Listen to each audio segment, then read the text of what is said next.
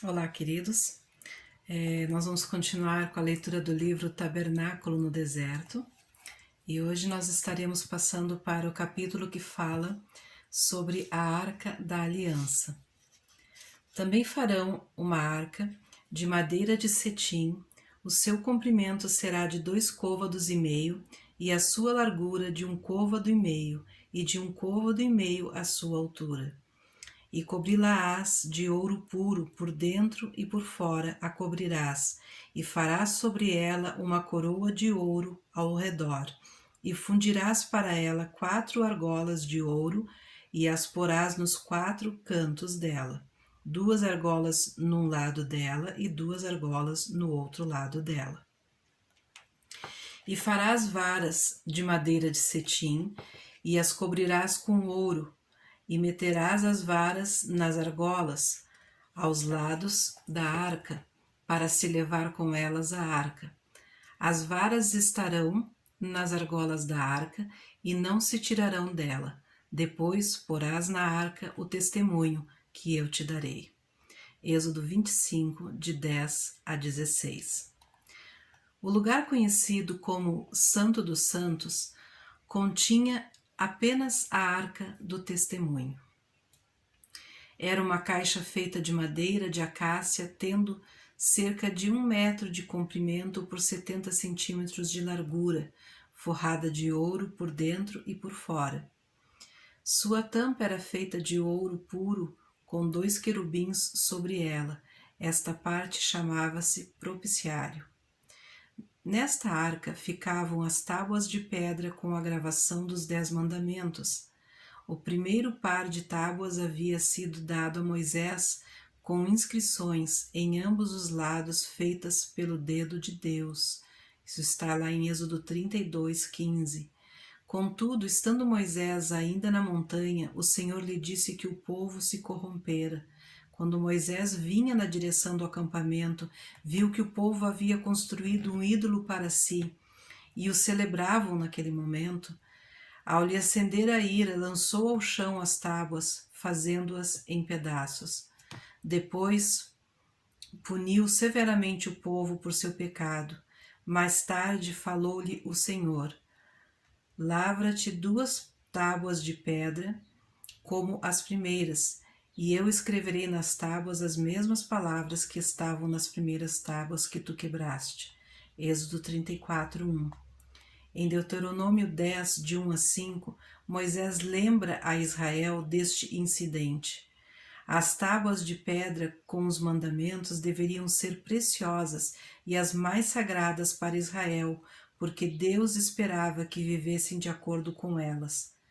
Onde quer que estivesse a nação de Israel, o povo estaria cônscio da arca e seu conteúdo, com a presença de Deus entre os querubins. Quando viajavam, a arca ia adiante. Quando acampados, o tabernáculo ficava no centro do acampamento, com a nuvem sobre ele. A Arca do Testemunho era o ponto central e o foco principal para todo o Israel. Dentro do tabernáculo, ela ficava no Santo dos Santos, onde apenas o sumo sacerdote poderia entrar uma vez por ano, no dia da expiação, para aspergir o sangue da expiação sobre o propiciário. Quando Israel viajava, a arca teria de ir coberta para ser protegida dos olhares do povo. Era carregada nos ombros dos sacerdotes, mostrando o caminho a seguir. Seguiam a nuvem durante o dia e a coluna de fogo à noite. E no dia de levantar o tabernáculo, a nuvem cobriu o tabernáculo sobre a tenda do testemunho, e a tarde estava sobre o tabernáculo como uma aparência de fogo até a manhã. Assim era de contínuo, a nuvem o cobria, e de noite havia aparência de fogo. Mas sempre que a nuvem se alçava sobre a tenda, os filhos de Israel após ela partiam, e no lugar onde a nuvem parava, ali os filhos de Israel assentavam o seu arraial. Números 9, de 15 a 17. De novo, em Números 10, 33, lemos: E a arca do concerto do Senhor caminhou diante deles de 3 dias, para lhes buscar lugar de descanso. Onde quer que estivessem os filhos de Israel, certos estavam de que o Senhor era com eles. Para seguir adiante, tudo o que tinham a fazer era olhar para o alto e ver a nuvem que pairava sobre a arca. Dessa maneira, o Senhor sempre lhes provia um lugar de descanso. Que modo de viajar! Assim também hoje, quando viajamos nas jornadas da vida, podemos ter descanso em Jesus, porque Ele vai adiante de nós. O conteúdo da arca. O conteúdo da arca tinha uma mensagem para Israel. Havia uma urna de ouro para o maná, em Hebreus 9:4. Em Êxodo 16, 32 a 33, lemos as palavras de Moisés. Esta é a palavra que o Senhor tem mandado. Encherás um gomer dele e o guardarás para as vossas gerações, para que vejam o pão que vos tenho dado a comer neste deserto, quando eu vos tirei da terra do Egito. Disse também Moisés a Arão: toma um vaso e mete nele um gomer cheio de maná, e põe-no diante do Senhor, em guarda para as vossas gerações. Isto servia para que Israel se lembrasse de que Deus é o provedor fiel. Durante 40 anos, esta nação, de cerca de 2 milhões de pessoas, viveu no deserto, e a cada dia o seu suprimento de comida foi um milagre que continuou até que entrassem na terra prometida.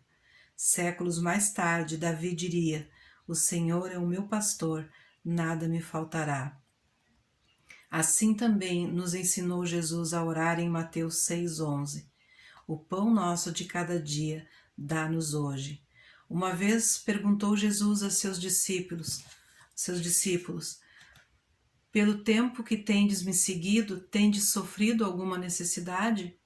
Eles responderam: não, temos realmente um Deus que se importa com nossas necessidades diárias.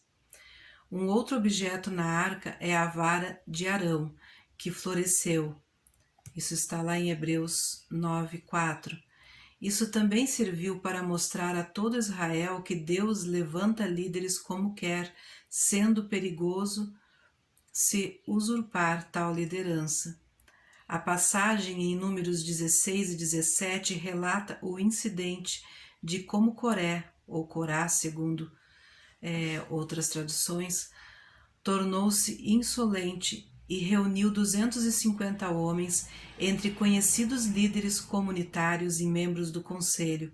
Opuseram-se a Moisés e a Arão, dizendo: demais é já, pois que toda a congregação é santa, todos eles são santos, e o Senhor está no meio deles. Por que, pois, vos elevais sobre a congregação do Senhor? Isso está lá em Números 16:3. Moisés caiu sobre o rosto quando ouviu isso. Depois disse: amanhã pela manhã o Senhor fará saber quem é seu e quem o santo que ele fará chegar a si. Disse mais: não é suficiente que o Senhor vos haja escolhido, a vós, levitas, para estar próximos ao tabernáculo e ali servir, e agora tu, Coré, queres também ser sacerdote? Pela manhã, os 250 homens tomaram seus incensários com incenso e fogo e apareceram diante do tabernáculo junto com Arão. De repente, Moisés mandou o povo afastar-se daquele grupo. E aconteceu que, acabando ele de falar todas essas palavras, a terra que estava debaixo deles se fendeu, e a terra abriu a sua boca e os tragou com as suas casas, como também a todos os homens que pertenciam a Corá e a toda a sua fazenda. Versículos 31 e 32. Então saiu fogo do Senhor e consumiu os 250 homens que ofereciam o incenso. O bronze dos incensários usados pelos rebeldes foi aproveitado para cobrir o altar. Versículo 37 e 38. Aquilo serviu como um aviso ao povo para que jamais se rebelassem contra o Senhor. Era de se pensar que o assunto estava resolvido, Mas na manhã seguinte, alguns israelitas murmuradores tornaram a Moisés e Arão. Para dar ainda um último sinal, o Senhor mandou-os obter 12 varas, uma para cada tribo. Em cada vara estaria escrito o nome de uma tribo, mas na vara pertencente à tribo de Levi escrever-se-ia o nome de Arão. A ordem era, que está lá em Números 17, 4 e 5. E as porás na tenda da congregação perante o testemunho, onde eu virei a vós. E será que a vara do homem que eu tiver escolhido florescerá. Assim farei cessar as murmurações dos filhos de Israel contra mim, com que murmuram contra vós. Na manhã seguinte, a vara de Arão havia não somente germinado, mas brotado, florido e produzido amêndoas. Então foi dada a palavra: torna a pôr a vara de Arão perante o testemunho, para que se guarde por sinal para os filhos rebeldes. Esta vara era o aviso constante contra a rebeldia, a direção e as ordenanças de Deus. O rei Saul também veio a aprender esta lição de modo mais difícil, quando desobedeceu a palavra do Senhor, vindo a ouvir essas duras palavras da boca do profeta Samuel: tem porventura o Senhor tanto prazer em holocaustos e sacrifícios, como em que se obedeça a palavra do Senhor? Eis que o obedecer é melhor do que sacrificar, e o atender melhor do que a gordura dos carneiros. Porque a rebelião é como o pecado de feitiçaria, e o porfiar é como a iniquidade. Além disso, a vara de Arão nos fala da ressurreição e vida em Cristo. A vara brotou, floriu e produziu amêndoas da noite para o dia. Em muitas áreas arborizadas onde existem amendoeiras, essa é a das primeiras árvores a dar sinais de primavera e vida nova após o rigor do inverno. Enquanto o bosque ainda se ressente das noites frias, as amendoeiras começam a florescer, proclamando a todos a vida emergente da nova estação. Jesus disse: eu sou a ressurreição e a vida. Quem crê em mim, ainda que esteja morto, viverá, e todo aquele que vive e crê em mim nunca morrerá. Crês tu nisto? João 11, de 25 a 26. Paulo fala dele em 1 Coríntios 15, 20, dizendo: mas agora Cristo ressuscitou dos mortos e foi feito as primícias dos que dormem. O conteúdo mais importante da arca eram as tábuas de pedra nas quais o Senhor gravara os 10 mandamentos. Os 3 objetos tinham uma mensagem especial para Israel. O vaso de maná servia para lembrar-lhes a fidelidade de Deus em preocupar-se com o seu povo. A vara de Arão que brotara lembrava-lhes que a rebelião contra Deus traria súbita desgraça e que Deus era o doador da vida. Os 10 mandamentos mostravam-lhes as exigências de um Deus santo. Bem rapidamente descobriu-se que Israel era incapaz de cumprir a lei. Na realidade, a lei fazia-os mais cônscios do pecado que habitava em sua própria natureza. Lemos em Romanos 3:20: por isso nenhuma carne será justificada diante dele pelas obras da lei, porque pela lei vem o conhecimento do pecado. As 2 primeiras tábuas foram quebradas ainda antes que Moisés entrasse no acampamento. As 2 que não foram quebradas tipificam Jesus Cristo na arca coberta pelo propiciário. Porquanto o que era impossível à lei, visto como está enferma pela carne, Deus enviando o seu Filho em semelhança da carne do pecado, para que a justiça da lei se cumprisse em nós. Romanos 8, 13 e 4. Em Gálatas 3:10, lemos: todos aqueles, pois, que são das obras da lei, estão debaixo da maldição, porque escrito está: maldito todo aquele que não permanecer em todas as coisas que estão escritas no livro da lei, para fazê-las. Como é bom saber que entre nós e a lei que condena está o propiciário, com o sangue da expiação aspergido sobre ele, de maneira que a lei nos serviu de aio para nos conduzir a Cristo, para que pela fé fôssemos justificados. Gálatas 3:24. Jesus nos diz em Mateus 5:17: Não cuideis que vim destruir a lei ou os profetas. Não vim abrogar, mas cumprir.